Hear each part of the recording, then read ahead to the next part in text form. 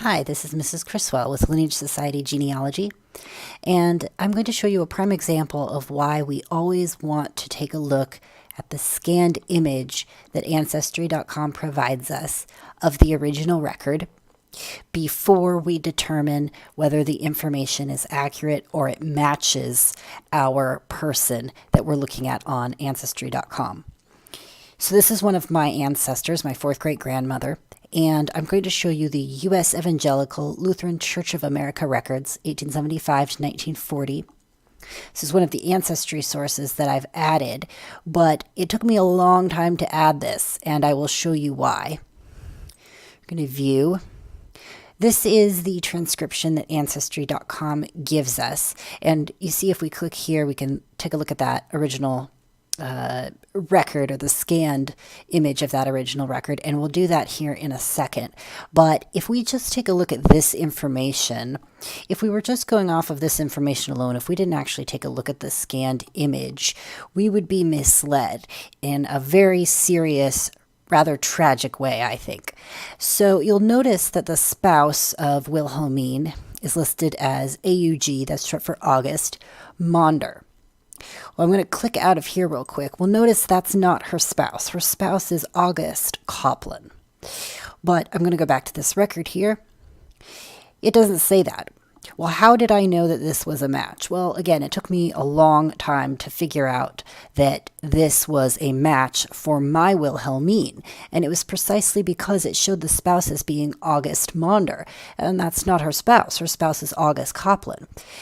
If I hadn't taken a look at the scanned image of the original record, then I wouldn't have discovered that this was actually my ancestor, and it provided a lot of very useful information for me, particularly her birthplace.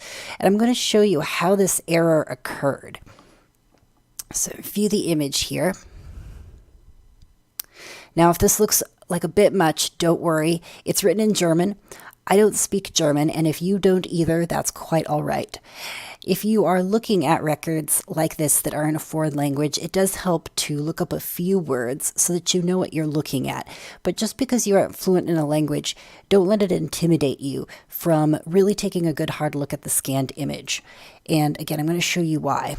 I'm going to cut right to the chase, so I'm not going to go through everything that's in this record, but I just want to alert you to 443, the line. This is the Wilhelmine that I'm talking about, my ancestor. And all of this information is in the transcription, that pop-up that we looked at.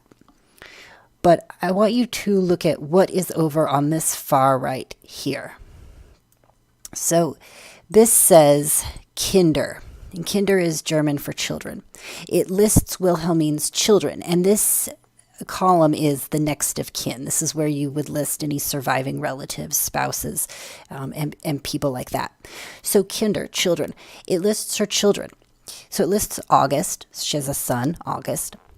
This is Heinrich, so she would have another son named Heinrich or Henry. And then here it says Frau August Maunder. And here it says Frau Louise. There's a blank and a question mark. So when they put Frau August Maunder and Frau Louise, those that means Mrs. So it's a married woman. So really what they're saying here is this is the spouse of August Maunder. They didn't know apparently who Louise was married to. So they just gave her first name and then put a question mark. So again, this is Wilhelmine's children. She has 4 children. She has August, she has Heinrich, and then she has 2 daughters, Mrs. August Maunder and Mrs. Louise. So here's our August Maunder. August Maunder is not her spouse. August Maunder is her son-in-law. And it says it quite clearly here on the scanned image. So let's go back to here. Spouse, August Maunder.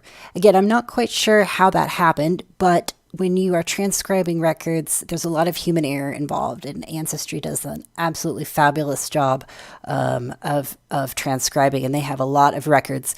So to come across this once in a while is not a surprise, but you really want to pay very close attention for this very reason, because a spouse is a very different relationship than a son-in-law, and if you are trying to find a spouse for a Lineage Society application, this may sink your ship. So this is a great example of why we want to do that. And if you like this video, if this was helpful, please like below or subscribe to my channel. And thank you very much.